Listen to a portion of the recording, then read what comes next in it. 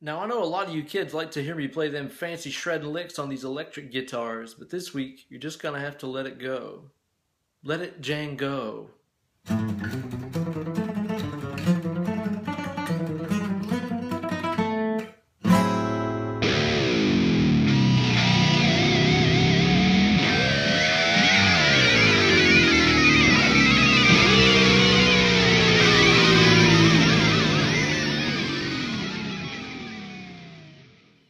Hello, Suckamaniacs, and welcome to another installment of Weekend Wankshop here with your old pal, Uncle Ben, the handsomest weekly lick series on the interweb.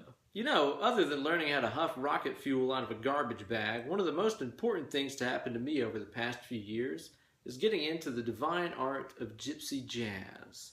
This is a style of music pretty much single-handedly created by Django Reinhardt that's carried on today by guys like Borelli Lagreen, Yosho Stefan, and Francis Bubble Trousers. I've enjoyed listening to Gypsy Jazz for a really long time, but never really learned much about it. It's kind of hard to, considering that the whole style is kind of based around improvisation, with a lot of it being kind of made up on the spot, so it's not really like you can go online and find a lot of tabs for these kinds of songs or much information about how to play it.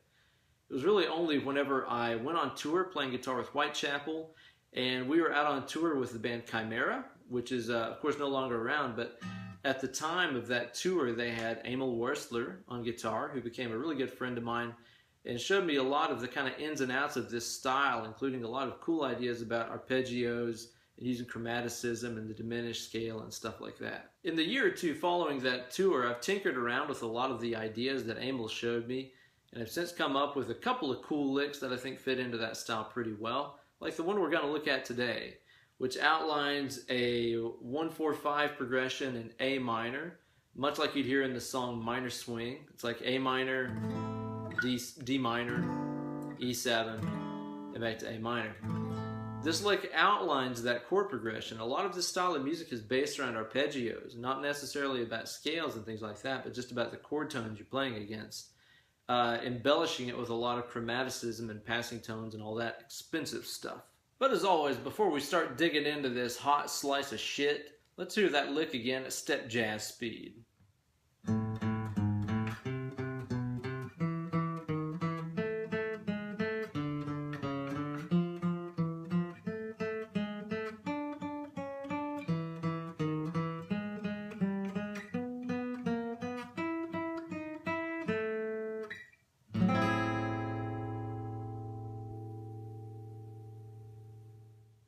And as always, kids, you can find a tab for this week's lick on Uncle Ben's Instagram page, at Ben Eller Guitars. Be sure to learn this week's lick and upload a video of you playing it with the hashtag Weekend Wankshop. That way I can watch it and secretly make fun of you. Okay, so first things first, let's check out the skeletons of these arpeggios that we're playing here so we can decorate them up a little bit. Put some fancy curtains and drapes on these things. Okay, so the first arpeggio is A minor, which we can play like this. I can play the 5th fret on the E string, that's an A note, the root of the chord. I can play the 8th fret on the same string, that's a C note, the 3rd of the chord. And I can play this E note on fret number 7 of the A string, the 5 of the chord. 1, 3, 5. Next is D minor, which I can play by just dropping everything straight down. So the D note of this is going to be on the A string fret 5. A string fret number 8 is the F note, which is the 3rd of the chord. And then the D string fret number 7 is an A note, the 5 of the chord. So far we got A minor. Oh, try that again. There it is. D minor. And what's left now is E7, which we can play right here. So with this right here, I'm pretty much just outlining E major, not necessarily E7. But I can play the 7th fret on the A string, which is E, root of the chord. 6th fret of the D string, which is a G sharp, the 3rd of the chord. 9th fret of the D string, that's the B note, the 5th of the chord. And right underneath that 9th fret G string, I've got E, which is the root of the chord again. And then lastly, the lick ends on this A note right here. So what I would do if I was you is first, before we get into adding in some of the passing tones in this, just get used to playing A minor, D minor, E7, and ending on this A note right here. That'd be a good way to start off. Children, one thing you gots to know about this Gypsy Jazz is that they love to take an arpeggio and decorate it with a lot of passing tones. That's exactly what this lick does in kind of a predictable manner. Just goes through these arpeggios and adds in a few embellishing tones along the way. Here's the deal. You remember that A minor arpeggio we just learned? All that I'm doing throughout this is something that we've heard Django and countless other Gypsy Jazz guys do a million times over. Starting off on a note that's in the chord, like the A note, the root, then hitting the one chromatically right behind it, then going right back into it. That's all. Basically, all that I'm doing is going through this entire A minor arpeggio and doing that on every single note. So we take this and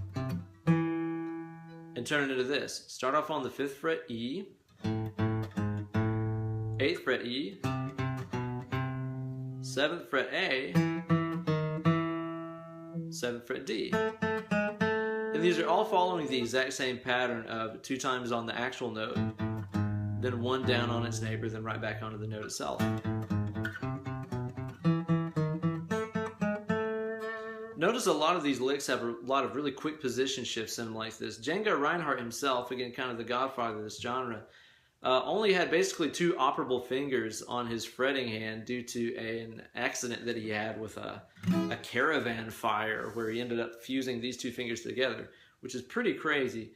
So he did everything with 2 fingers, which is nuts. And it's actually kind of crazy though, as a result of that, that kind of spawned this entire style. And you'll see a lot of guys, even with 4 operable fingers, play licks in the Django style with just 2 fingers, making these crazy position shifts. Because it really does kind of make you play differently if you're kind of limited to these kinds of licks. Again, necessity is the mother of invention. The guy got his hand, you know, halfway destroyed and created an entire musical style built around it. It's pretty sick. Okay, so the A minor, again, we got...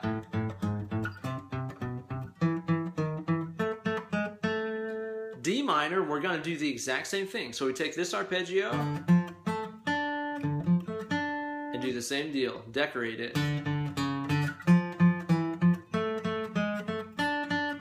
So that was 5th A, 8th A, 7th D, 7th G. And the last one here, E7.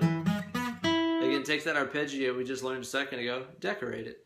7th fret A, 6th fret D, 9th fret D, 9th fret G, and then lastly it'll end on this A note right here, 7th fret on the D string, where the chord progression resolves back to A minor. And just so you know, the kind of an A minor with a 6 and a major 7, and I played there at the end. Very mysterious chord. Open A, 4th D, 5th G, 5th B, 4th high E. Sick.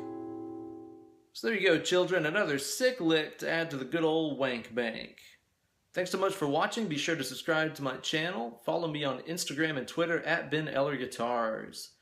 Also, be sure to drop me an email, benellerguitars@gmail.com, and book some one-on-one Skype lessons with your old Uncle Ben. He's going to learn you good all about that fingerboard and frets and scales and modes and grilled cheeses and all the good stuff in life. Hit me up, let's talk rates and times. Thank you guys again, and stay tuned next week for so much more. It's all about that bass. God bless.